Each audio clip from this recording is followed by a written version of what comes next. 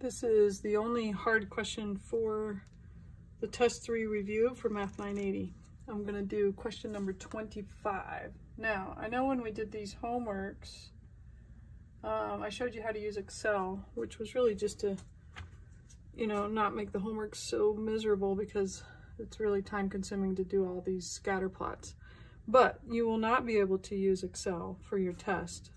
So if you have a question that requires the scatter plots, you're going to have to do them by hand. So I'm going to do this one by hand on the review.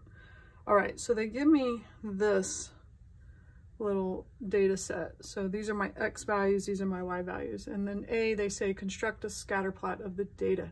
Choose the correct scatter plot below. So remember that your X values have to be on the horizontal line unless they specifically tell you otherwise. Your Y values have to be on the vertical line, right? So when X is 1, here's 1, Y is 1.1, so that's going to be right about there. When X is 4, here's 4, Y is going to be 1.8, which is right about there.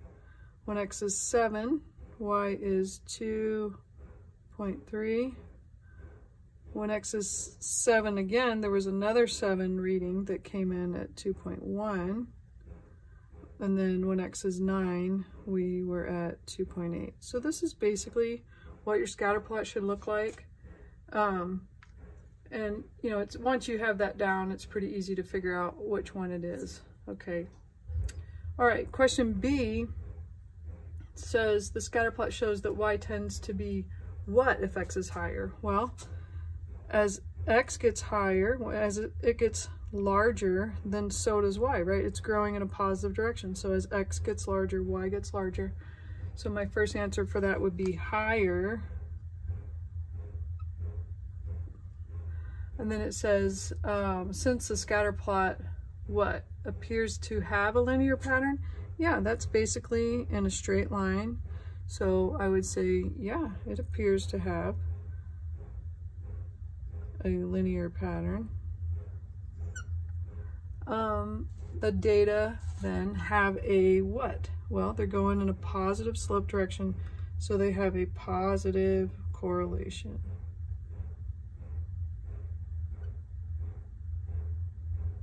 Okay.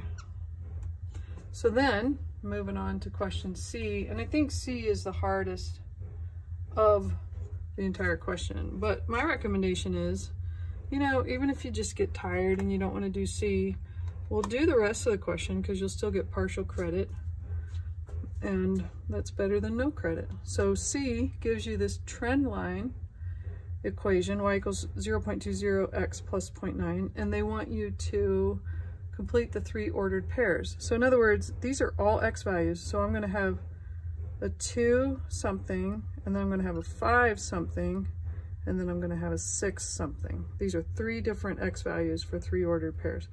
So how do I know what the 2 is? I would plug the 2 into there. So Y equals 0.20 times 2 plus 0.9.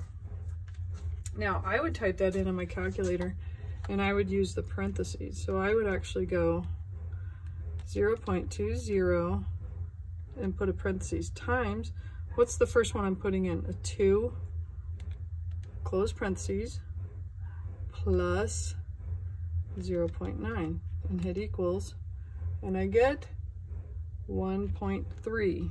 So I put my 0.2 in and I get 1.3. So I'm going to put that right here.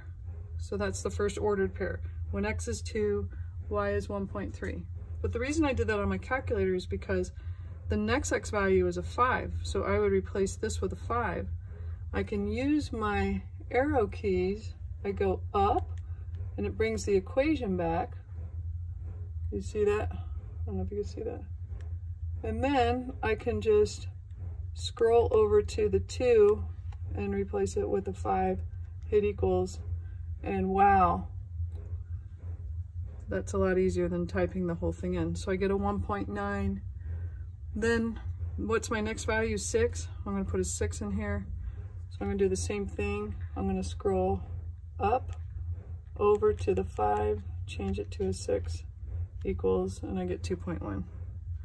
So if you can't see that, I'm sorry, that was just a waste. But anyways, just trying to make it easier on you. So these are the 3 points that I get by putting the 3 different x values in.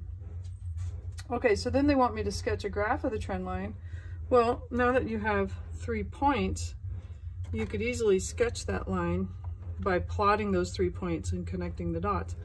But here's the thing, you don't really need to do that because we know that the line has to basically go through, you know, like kind of the center of all these dots, basically. Okay, so, and the, you know, the scatter plot in question D has to match the scatter plot that you picked up in the first question. Okay, so once you match that scatter plot, then it's really a matter of picking between one of 2 choices, and one of the choices they have the line that's not even really anywhere near most of the dots, so you pick the one that's more in the center of the dots.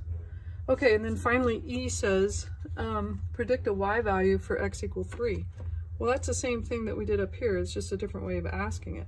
So if x is 3, I'm going to put a 3 in here, and the good thing is I kept all that on my calculator.